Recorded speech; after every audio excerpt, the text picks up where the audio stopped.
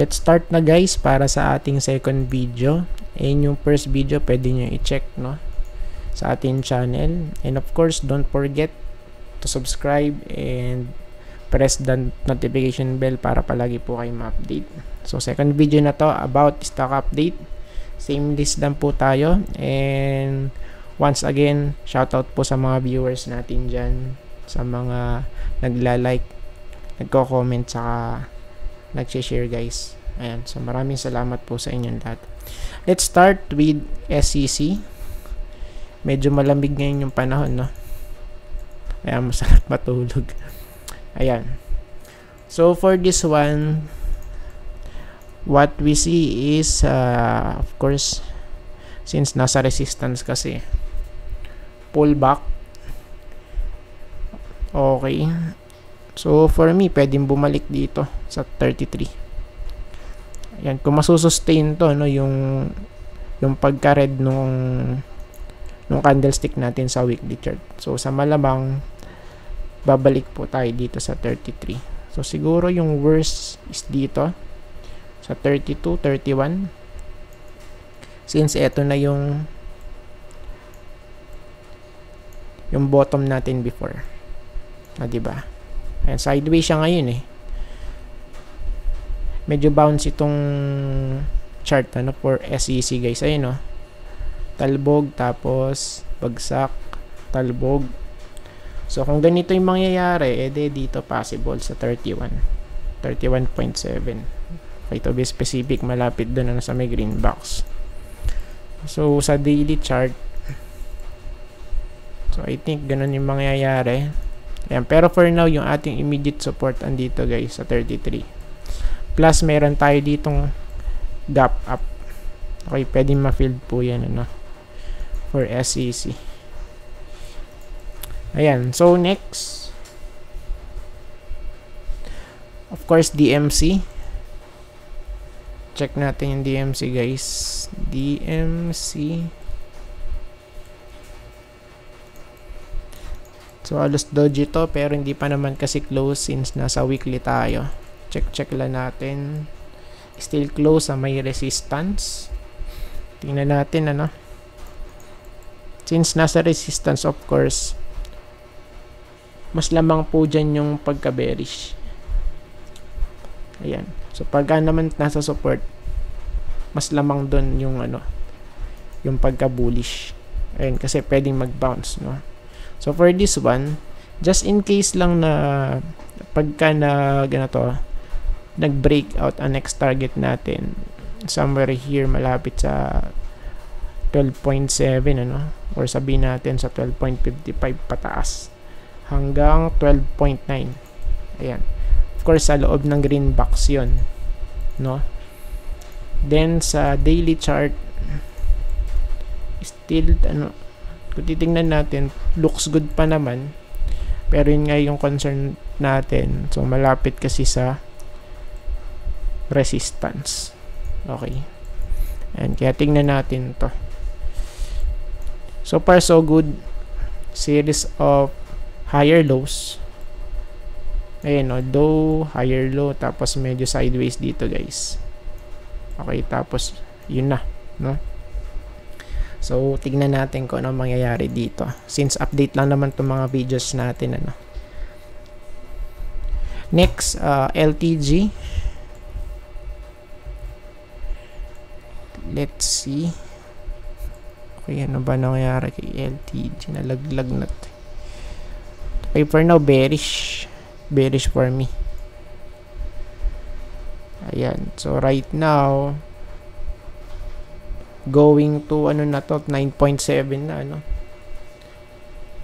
Bearish. Eh, pagka nag-close sa may baba, of course, bearish na to. Since meron tayo dito possible na trend line, ayan siya, yo. 1, 2, 3, 4, 5, and possible dito, no? Just in case lang, somewhere here, malapit sa 9.4. Okay, para ma-hit yung, ano, yung TL natin, yung trend line, guys. No? So, sa ngayon, of course, tingnan natin to. At pagka nag-close nga sa baba ng 200, Ayan, so medyo nagbabadya na nga rito no. Of course, magiging bearish yan pagka nag-close, no? Plus, ano dito, gap down. Ayun, no? May gap down doon. Ayun yung possible na maging support natin. Yung immediate support, somewhere here sa 9.7. Or dito tumama sa may 200-day moving average, ano? Based sa ating daily chart. 9.6. So, it means from here sa 9.7 to 9.6 yung possible, ano natin dito, support. Okay. So, possible, dito po magbabounce. Just in case na dumiretso, no? Ayan. So, tingnan natin. Next, LTG, TL. Same lang, same lang. So sa weekly, of course nalaglag na din sa may 200, pero of course hindi pa naman kasi close yan since nasa weekly tayo, and still meron tayong trend line na inaabangan dito. 1, 2, 3. May possible dito for somewhere here sa 1.4. Okay. So, tingnan natin dyan, no, kung mag-hold. Ayan, pero syempre, mas ano pa rin, kumbaga, mas confident pa rin na pagbasihan yung sa horizontal support compare sa mga TL, ano. Ayan. So, for me, in my opinion, and kasi minsan biglang dumidiretso no. Okay, tas naghahanap ng support sa horizontal. So, for this one, tignan natin. And kasi may confluence naman na din dito. Ayan, sa ano natin. Horizontal support. So, still close dun yan. Ayun, no? Diba? Ayan. So, for now, tingnan natin. Let's see. Still sideways to. Base sa kanyang big picture. Ayan. So, pag sinabing big picture, guys, yung overall na ano, no? Na itsura, guys. Ayan, no? So, ito po yung pinaka-overall niya. TL is still ranging or let's say sideways. Okay? Na mako-consider since 2016, no? Next, ALI. Check natin ALI, guys. So, for this one, ano na nangyari? Okay, medyo namumula. Mukhang binuhusan kanina, no? Ayan. Plus, possible crossover na dito. Tingnan natin. Let's see. This is very interesting, ano? Since nasa weekly tayo. Yung crossover niyan medyo malalim pagka nag-pull back. Of course, yung immediate support somewhere here sa may 33.6. Tingnan natin. Or kung talagang masusunod yung ating weekly chart, pwede pa malaglag to dito at mag-rate sa may 200 So yung 200 natin nandito yan sa 31.75. Extend natin, guys. Ayan, no? So dito yan sa area na to. Pwede, no?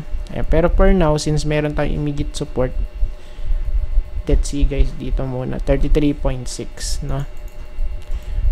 Titingnan natin. Ayan. So dito naman based sa daily chart, so still green. Let's see, guys, kung ano mangyayari, no? Still green siya. Tingnan natin kung ano pa mai-hit yung 36 bago mag-pull back, ano? So, still possible pa rin yan. 36. So, bakit 36? So, ang pinagbasihan po natin dyan yung kanyang trend line. Ayan. We have series of touches. Ayan, o. Yung mga touches yan, guys. And kaya still possible dito na mahita sa may 36 na to. Ayan. Then, last but not the least, yung low Sakto lang. Ayan, so medyo masarap matulog, malamig. So sa weekly, medyo gumaganda itsura guys, no? Ayan, pero still hindi pa close yan. So ngayon, pag sinilip natin sa daily chart, medyo ranging siya rito. Especially sa ano, no? Sa lower time frame pa. Ayan, no? So medyo nagka week dito na mahaba, pero na-sustain naman dito guys. Still nag-close sa may taas, no? So for now, okay, parang nagki-create siya ng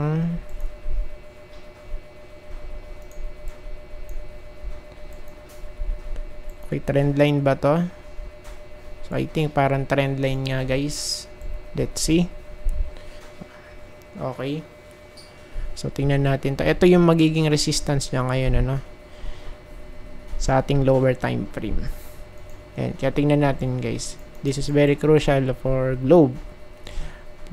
Let's see kung makakapanik. Kasi kung hindi makakapanik yan, possible okay, malaglag. Ganyan, no? Okay. Way down to 2.1, ano? 2.150 kasi ito yung support na natin susunod. Ayan, sa may ano natin, sa horizontal guys. Dito sa area na to. We have 1, 2, 3, 4, and 5. Okay. So, halos na filled lang yung ano natin dito, yung gap guys. Okay, kapon kasi meron tayong gap down. Ayan, pero na-filled naman na ngayon. So, bukas tingnan natin kung ano mangyari dito, no? Since, yun nga, nasa resistance na to, no? Sa lower time frame. So, I think tapos na po tayo, guys. At maraming salamat po sa panonood.